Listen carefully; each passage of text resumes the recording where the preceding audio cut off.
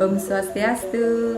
Kali ini Bu Gung mau mengajak kalian belajar membuat upekara jejahitan yang paling terkecil. Namanya celemi.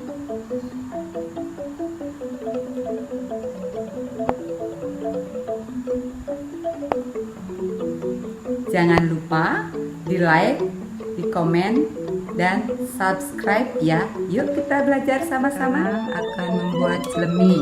Bahan-bahannya janur yang hijau atau namanya klepan, bisa juga dengan janur yang putih namanya busung, dan semat. Cara membuat celemi, kita pilih bahan yang paling kecil. Yang paling kecil kita hilangkan lidinya. Terus kita ukur sejengkal tangan kita, kurang lebih kita potong. Hilangkan malenya dan kita jarit. Ini dibagi 3, 1, 2, 3.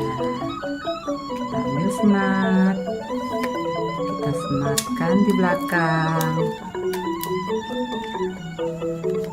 Nah, jadi celemiknya sudah oke.